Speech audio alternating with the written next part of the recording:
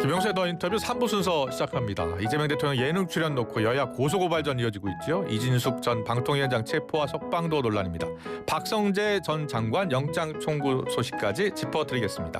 자, 정치권 이슈 법조인의 시각으로 풀어드립니다. 법의 찬미 시간입니다. 오늘도 윤기찬 변호사, 장유미 변호사 나오셨습니다. 어서 오세요. 네, 안녕하세요. 안녕하세요. 네, 정치 현안이 연휴 끝나고 나서 또 많습니다. 연휴 중에도 많이 일어났고요. 네. 여야 고소고발전부터 짚어보겠습니다. 이재명 대통령 예능 출연을 놓고서 여야가 고소고발전을 이어가고 있는데, 자, 먼저 고소고발전의 내용이 뭐예요? 허위사실을 통한 명예훼손했다는 거거든요. 허위사실 유포와 명예훼손인. 그러니까 허위사실 유포로 인한 명예훼손. 네, 양측이 다 명예훼손이에요? 그러니까 주고받은 거예요. 근데 그러니까 주진우 의원이 먼저 고발을 이제 위협당했죠, 일종의. 근데 서로 쌍방 고발이 이어진 건데. 쌍방 고발. 저는 저 부분은 원래 정치 영역이거든요. 예. 기존의 그 법원의 입장에 따르더라도 이게 죄가 되지 않는다는 영역인데 그거를 마치 허위 사실을 유포해서 대통령의 명예를 훼손한 것처럼 이렇게 주장하는 것 자체가 과도하다.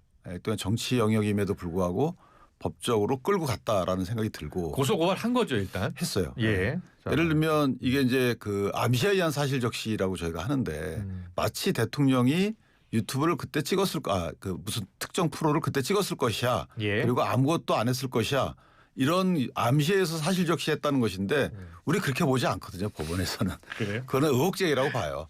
이때 대통령 뭐 했습니까? 라는 의혹제기이기 때문에 그걸 받아가지고 이때 이거 했습니다라고 밝히면 되는 일인데 이거 했습니다라고 밝히지 않고 마치 안 한 것처럼 타임테이블을 쭉 적시했죠.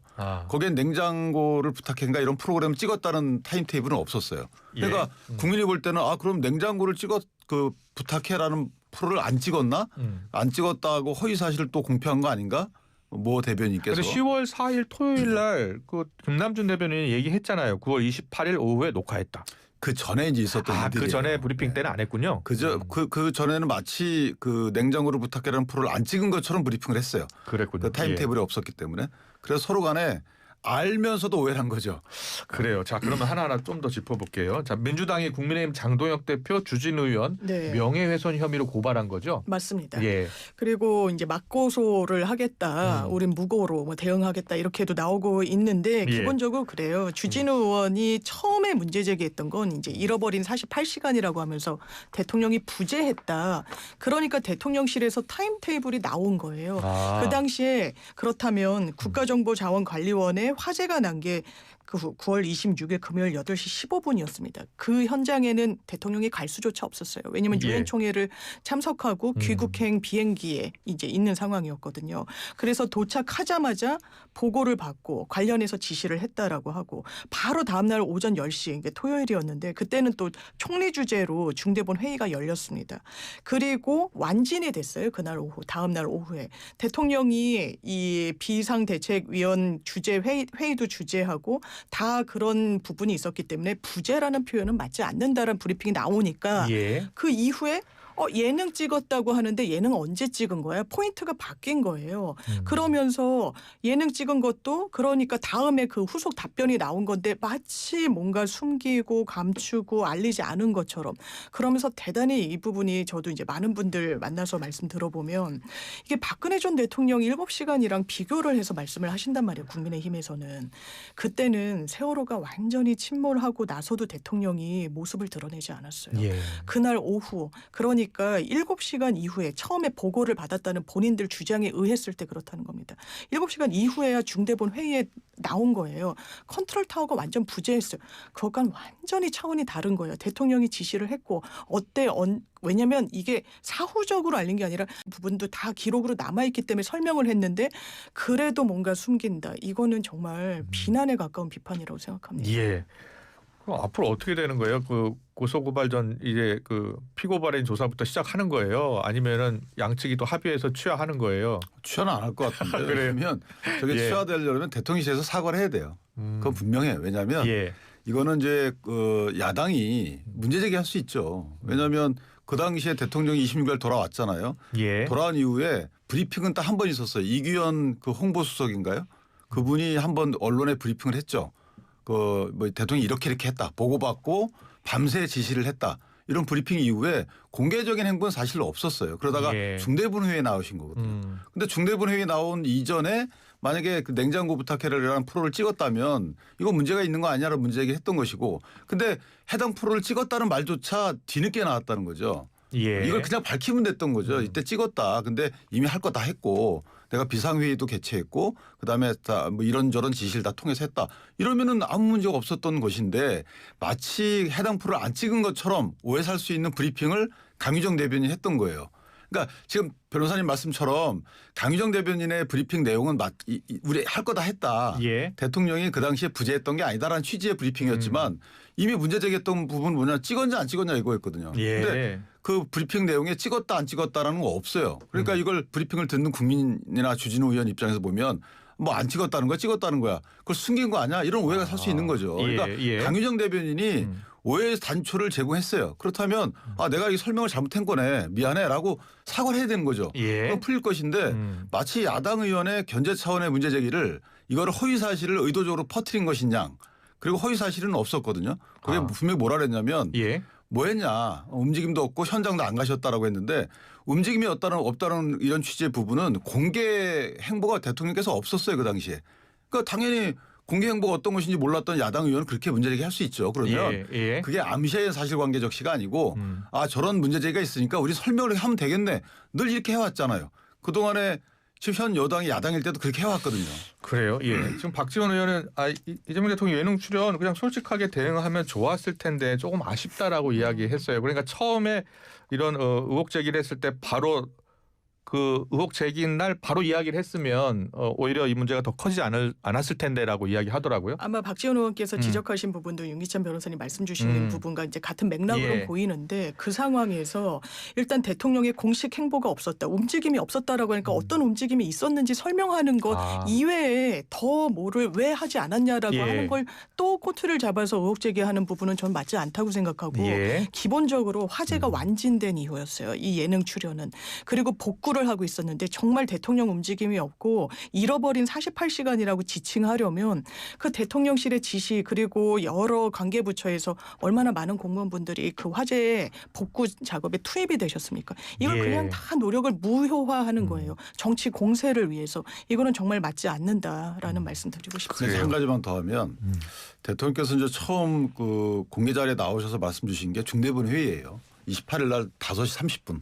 그때 어떤 말씀하셨냐면 저희가 대통령께서 보고를 제대로 받은 게 맞나라는 의아한 생각이 들었던 이유가 이게 왜 이중적 그 구축 이중화 작업 안 됐지? 예. 이중화 작업이 안 된 거다. 약간 제3자적 발언을 하신 거예요. 그거는 분명히 현 정부도 책임이 있는 거죠. 예. 내가 현재 담당하고 있기 때문에 행안부 장관이 60일 정도 지났는데 그 업무 보고를 다 끝냈을 거 아니에요. 그러면은 그런 부분을 체크해 가지고 지금 시작을 했어야 되는 거 아니겠어요? 전 정부의 잘못은 당연히 있죠. 그런데 현 정부도 당연히 내가 체크해서 이걸 마치 교정하는 차원의 그 과정에서 문제가 생겼으면 괜찮은데 근데 제3자적 화법을 쓰셨어요. 그리고 여권 업무 이런 것들과 관련된 민생 치밀한 이런 것들은 먼저 밤새워서라도 복구해라. 근데 밤새우다 한 분이 잘못됐잖아요. 예. 그러니까 이런 과정들을 보면 대통령께서 이걸 제대로 보고 받으셨나라는 의구심이 들 정도였는데 거기다가 그 과정에 그 이전에 이제 녹화까지 하신 거죠. 그러다 보니까 국민적 시각은 고울 수가 없어요. 대통령이 아무리 최선을 다하셨다 하더라도 그 최선을 다했는지 평가 기준은 대통령의 행적을 본 국민이 판단하는 겁니다. 그렇기 때문에 야당의 문제 제기에 대해서 겸허히 받아들이셔야 돼요. 알겠습니다. 고소고발전이 이어졌기 때문에 아무리 봐도 양측 다 취할 것 같지는 않다라고 또 이야기하시니까요. 또 어떻게 취할 수도 진행되는지 있겠죠, 지켜보겠습니다. 계속해서 두 번째 주제 넘어가겠습니다. 이진숙 전 방통위원장이요. 그 연휴 직전에 이제 체포가 됐어요. 그 체포영장이 발부됐으니까 이제 체포가 된 거예요. 그리고 또 50시간 만에 또 석방이 됐습니다. 그 두 분 법조인의 시각이 궁금한데 이진숙 전 방통위원장 체포와 석방 과정을 어떻게 보셨어요? 기본적으로 저는 보수 진영에서 정치하겠다고 하시는 분이잖아요. 그러면 국가 공권력과 그 사법 시스템에 대해서는 기본적으로 더 누구보다 수긍하는 그런 자세를 보여야 된다라고 생각해요. 이게 본인을 향한 체포영장이 경찰이 신청만 한다라고 바로 집행할 수 있는 게 아니잖아요. 왜냐하면 검찰이 보고 또 마지막 단계에서 법원이 보는 거란 말이에요. 경찰 합사는 6 5번 본인이 카운트하더라도 3번을 안 나갔다라는 겁니다. 예. 그러면 일반 피해자들, 일반 국민들, 본인은 일반 국민들은 내가 이럴진데 어떤 처우를 받겠느냐라고 하는데요. 예. 역으로 일반 피해자들은요, 일반 국민들은 3번, 4번 못 버팁니다. 왜냐하면 체포영장이 발부되거든요. 예. 그런 부분과 관련해서 이 부분을 어떻게 보면 사법 시스템이 마치 짜고 치는 것처럼 본인을 겨냥한 하나의 거대한 음모가 있는 것처럼 접근하는 게 이게 공당에서 선거 준비를 하신다고 알려진 분의 자세일 수 있는 것인가? 예. 국민의힘은 궁극적으로 국민의힘에 도움이 될 것인가? 이런 여러 생각을 하게 하는 장면이었던 것 같습니다. 네. 윤 변호사님 어떻게 보신 거예요? 저는 이걸 보면서 예. 이진숙 방통위원장의 문제가 아니고 일반 국민으로 치환을 해서 생각해 볼 필요가 있어요. 예. 왜냐하면 지금 사법 시스템을 민주당이 바꾸려고 하고 있고 그 첫 단계로 이제 검찰을 폐지했잖아요. 검찰 수사권을 폐지했는데 그럼 경찰이 공수처 빼고 그럼 특별한 사람들이 받는 수사니까 나머지 중수청이 생기기 전까지는 경찰이 전담을 해요. 그러니까 경찰의 내부 통제 시스템이 없구나라는 생각을 했고요. 첫 번째는 예. 경찰 수많은 결제 과정이 있습니다. 수사 담당자부터 수사 과장, 영등포 서장, 그다음에 서울 수사부장, 서울청장, 그다음에 국가수사본부 국장, 수사본부장. 자, 이런 과정에서 어떻게 한 번도 안 걸러졌을까? 왜냐하면 예. 이게 결국은 체포가 잘못됐다고 법원 스스로 교정을 했잖아요. 그럼 뭔가 체포영장이 뭔가 문제가 있었던 걸로 보여져요. 왜 그러냐면 이 판사의 설시 내용을 보면 알 수 있어요. 왜냐하면 이제 범죄의 성립에 이 다툼이 상당하다는 건 알겠다. 그런데 수사의 필요성은 인정하겠다 이거거든요. 예. 예. 범죄 성립의 다툼 자체를 일단 인정을 했고요. 그다음에 변호사가 그 체포 과정에 여러 가지 얘기를 하는 게 경청할 만하지만 그 수사의 체포의 적법성 자체를 부정할 수는 없다. 이 말을 이렇게 어렵게 설명했지만 문제가 있다는 거예요. 왜냐하면 체포영장은 구속영장과 달리 한쪽 말만 듣고 합니다. 경찰의 서류만 보고 판단해요. 예. 근데 경찰의 서류에 평상시에 내가 주장했던 내용이 안 담겨 있으면 피의자가 예를 들면 이거죠. 이진숙 전 방통위원장이 수사과장하고 통화해가지고 날짜를 잡고 사정을 설명했던 내용들이 수사보고서를 통해서 작성되지 않아서 첨부되지 않았다면 그럼 당연히 영장 발부되죠. 체포 영장을 발부됐는데 적부심은 또 인용이 되는데 인용이 됐죠. 이 과정이 사실상 체포 영장 발부되고 이게 다시 석방되는 인용되는 사례는 거의 없다면서요. 네. 체포영장 발부 1%도 안 돼요. 왜냐하면 구속 체포영장의 그 적부심사 인용률이 8%인데 그중에 예. 체포영장 1%도 안 됩니다. 이게 보세요. 적부심이라는 건 대면구도에서 피의자의 설명을 듣고 풀어주는 거예요. 예. 근데 체포영장 발부 자체는 경찰 말만 듣고 가두는 거예요. 그러니까 피의자 말 들어보니까 사정이 있었네라고 풀어줄 정도였는데 예. 경찰은 피의자의 그 말을 담지 않고 빼고 청구했을 수 있는 가능성이 있는 거죠. 그렇기 때문에 이 부분은 경찰 내부에서 통제 장치가 확립될 필요가 크다는 것을 반증한 것이다 이렇게 봅니다. 근데 그 구속적부심 인용한 판사가 이제 김동연 판사인데 네. 이렇게 이야기하더라고요. 수사 필요성은 인정한다라고 네. 하지만 사실관계에 다툼이 없기 때문에 추가 조사 필요치 않다. 그리고 성실하게 출석하겠다고 약속했다. 네. 이런 이야기를 했거든요. 맞습니다. 이 부분이 그런 것 같아요. 기본적으로 이제 공직선거법 위반 혐의인데 예. 다 유튜브 채널에 나가서 본인이 뭐 보수 여전사란 칭호를 자랑스럽게 여긴다. 예. 민주당은 상상 그 이상을 이제 하는 집단이다. 뭐 이런 취지예요. 이미 방송으로 박제가 돼 있고 그러니까 이것을 나중에 가공한다거나 뭐 조작을 한다거나 그럴 수 있는 상황은 아니다. 예. 왜냐하면 발언이 이미 남아 있어서 그것을 이제 통제할 수가 없다라는 점을 판사가 이진숙 전 위원장한테는 유리한 사정으로 좀 본 것 같고요. 아. 일단 수사는 계속 안 받겠다고 했지만 판사 입장에선 이거는 나중에 법리 다툼이 뭐 될지언정 예. 수사는 받아야 된다. 그런데 일단 이런 사정과 체포돼 가지고 수사를 또 받았으니까 더 계속 이 구금을 해가지고 체포 시간을 연장할 필요는 없어 보인다라는 것이지. 예. 뭐 이제 보수 일각에서 이거 죄가 완전 되지 않는다 막 이런 이야기까지 하는데 그 정도의 판단이 내려진 건 아닙니다. 그래요. 예. 이게 단순히 경찰이 자체적으로 판단한 것으로 보십니까? 아니면은 교감이 좀 있었다고 보세요. 여당하고. 여당하고 교감은 단정하기 어렵고요. 사실 이제 그 경찰 내부적으로 지휘 계통의 복원 다 사전 복원 다 되죠. 예. 항상. 그러니까 사전 복원을 했는데 그 누구도 말리지 않았던 거죠. 그 사전 보고가 실제로 있었다고 보시는 거예요? 저는 없었을 수 없다고 보죠. 사전 보고 없이 이 중요 인물에 대해서 처리하겠나요? 그 사전 보고 라인 자체가 국수본까지 사전 보고는 당연히 되는 거죠. 그러나 예. 대통령실에 대한 대통령실이나 여당 쪽과도 관계를 국민의힘이 자꾸 주장하고 나서서요. 여당하고 관계는 사실은 아직까지 저희가 얘기할 수 있는 정보는 없는 거고. 네. 예, 그런 가능성 의혹을 제기하고 있어서. 네, 이진숙 전 위원장은 대단히 좀 확정적으로 이제 대통령실과 무슨 보고가 사전에 있었던 것처럼 예. 언론 인터뷰도 하시더라고요. 그런데 설사 100번 양보해서 있었다고 하더라도 그럼 체포영장을 쳐라 마라 이렇게 얘기할 수는 없습니다. 경찰 예. 단계에서 상급자가 이 영장을 계속 진행할지 말지를 해도 일선 실무에 하는 경찰들이 얼마나 반발하고 이런 사례들을 많이 봅니까? 그런 예. 무리수를 둘 수가 없는 거예요. 그런데 마치 본인의 정치적인 이익을 위해서 짜고 친 것처럼 이야기를 한다. 그 근거도 사실 제시하지 못하면서 이거는 좀 문제가 있다고 생각합니다. 근데 대통령실 국정상황실엔 보고가 되죠. 통상. 예. 중요 사건들은 통상 보고됩니다. 근데 사후 보고가 아니고요. 사후 보고 되죠. 예, 사후 보고죠. 예. 그러니까 사후 보고 시점이 언제인지는 모르지만 그다음에 국가수사본부 그 수사 지휘 라인은 당연히 되는 거고요. 예. 그 이번에 쟁점 가운데 공소시효가 있더라고요. 이준숙 전 있습니다. 방통위원장 이 체포 영장 관련해서는 공소시효가 이제 얼마 남지 않았다라는 게 경찰의 판단인 것 같던 거죠. 예. 이게 왜 그러냐면요. 공직선거법은 기본적으로 시효가 6개월로 돼 있어요. 예. 이 법적 안전관계를 빨리 선거 끝나고도 질질 끌지 말라는 취지예요. 그런데 공무원이 관여하거나 공무원이 본인의 직위를 이용하면 10년으로 시효가 늘어나게 됩니다. 공무원이라는 그 직위를 이용했다는 그 비난 가능성 때문에. 그런데 이진숙 전 위원장의 변호인은 이거 10년이 남았다. 왜냐하면 체포영장에 적시한 혐의는 공직선거법상 공무원의 지위를 이용한 사전선거운동 등이 포함이 돼 있거든요. 예. 그러면 이걸 10년으로 보고 넉넉하게 수사할 수 있는데 왜 긴급성 이야기를 하냐라는 거고. 그런데 본인의 주장에 의하더라도요. 예. 이진숙 전 위원장. 내가 공직을 이용한 거 아니다. 나 직무집행도 정지돼 있는 상태에서 내 본인 항변을 위해서 나 유튜브 출연이 내 하나의 방어 수단이었다라는 취지의 주장을 한단 말이에요. 그럼 이게 공직과 관련이 있는지 공직을 이용했는지에 대해서는 법리적인 다툼의 여지가 있어요. 그럼 수사기관은 어떻게 해야 됩니까? 10년을 해가지고 나중에 시효가 지나서 기소도 못하네. 이럴 수는 없는 거예요. 6개월로 보고 보수적으로 이 수사를 진행하는 게 맞다고 생각합니다. 그래요. 예.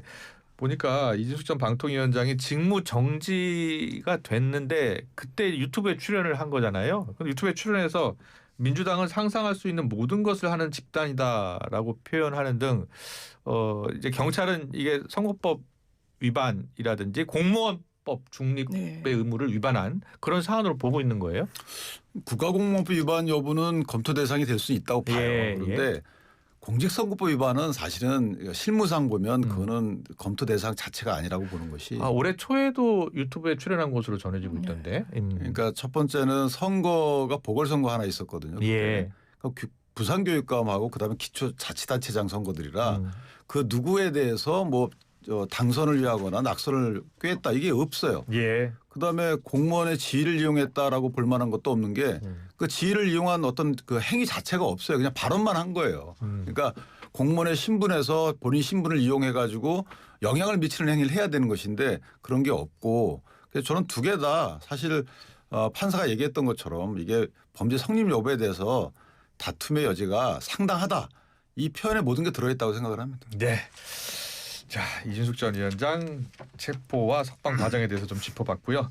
마지막으로 내란 특검 또 김건희 특검 이야기 좀 해보겠습니다. 이제 수사 100일째를 맡고 있는 김건희 특검 이제 어제 보니까 내란 특검이군요. 이번엔 박성재 전 장관에 대해서 구속영장 청구했어요. 구체적으로 혐의가 뭡니까? 일단 내란의 그 국면에서 법무부가 상당히 주요한 임무를 행사했다고 지금 특검은 들여다보는 겁니다. 박성재 전 장관은 뭐 사후에 또 뭐 제2, 제3 계엄을 획책했던 거 아니냐 안가회동으로서. 왜냐하면 휴대폰도 막 바꾸고 교체하고 거기에 참여했던 일원들이 다 그랬거든요. 예. 전부 다 검사 출신들이었고. 그리고 계엄이 발동됐을 때는 어떤 행동을 했느냐.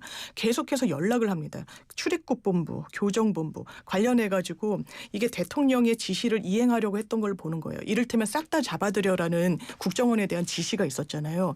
그러면 수사는 누가 합니까? 이제 데려오면 검찰이 또 하게 되는 부분이 있는 거예요. 그런 부분과 관련해서 백업을 지시한 것이 아니냐라는 부분이 있고 그 당시에 통화했던 대상자 중에는 출입국본부장, 교정본부장 등등이 있어요. 그러면 잡아들인 사람들에 대해서 뭐부터 해야 되겠습니까?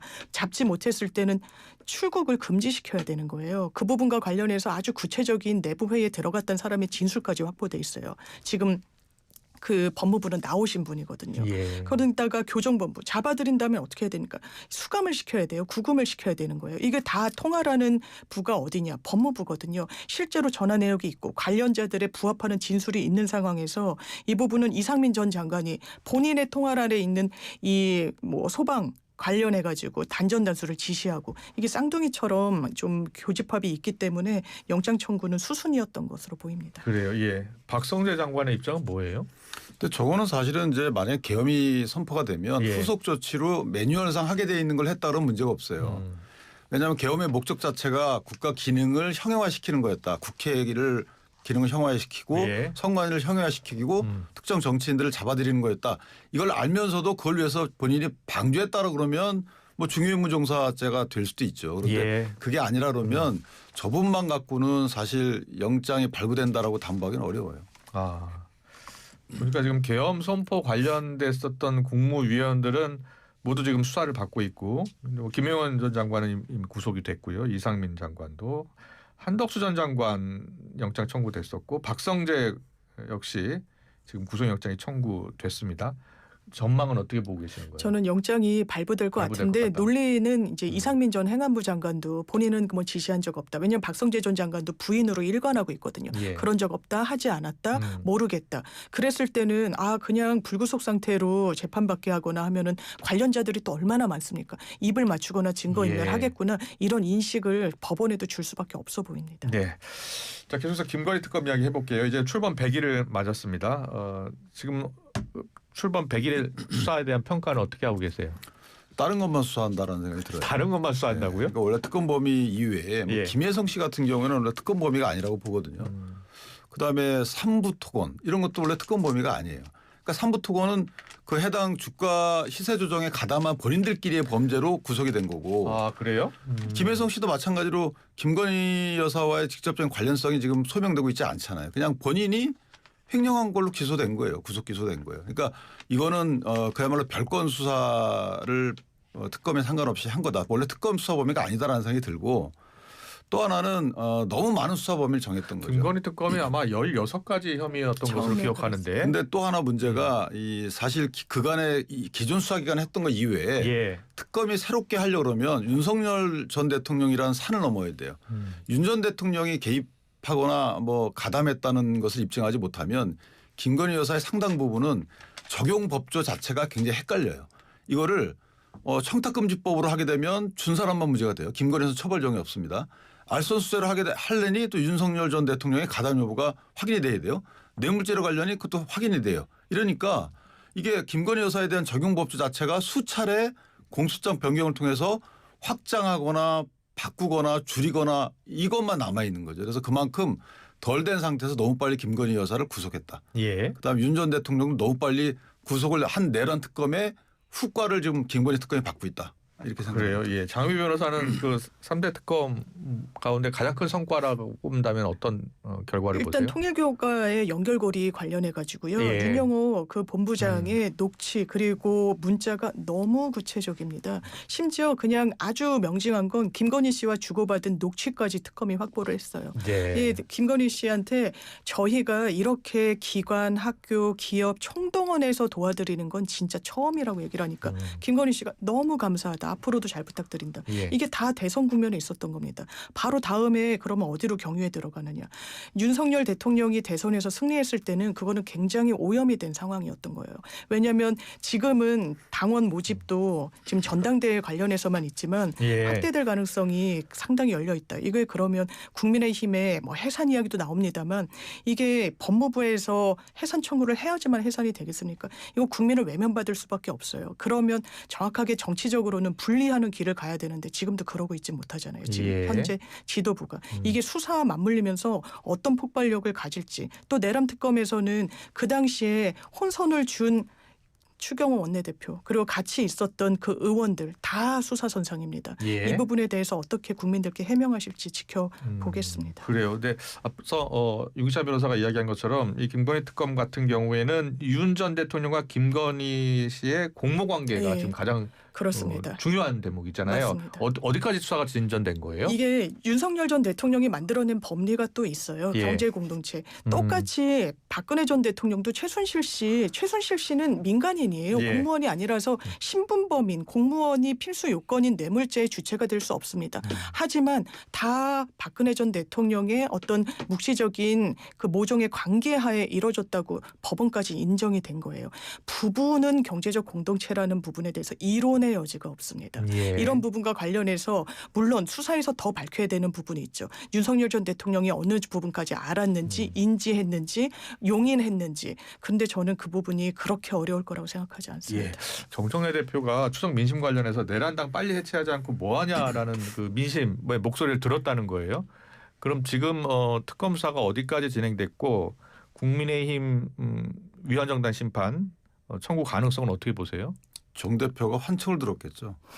제가 볼 때는 그런 목소리도 있지만 예. 얼른 민생을 챙겨라. 관세 네. 협상 빨리 타결해서 우리 수출 좀 활성화시켜달라. 물가 예. 좀 잡아달라. 이런 소리는 안 들었나 보죠.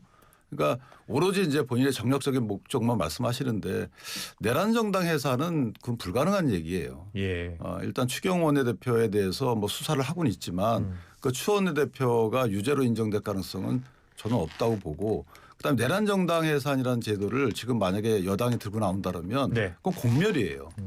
왜냐하면 여당 입장에서 야당이 견제 없는 세상을 만들고자 하는 거잖아요. 근데 그 뜻 자체가 저는 잘못됐다고 보고 그 민주적인 기본 질서에 어긋난다고 보거든요. 그 뜻 자체가.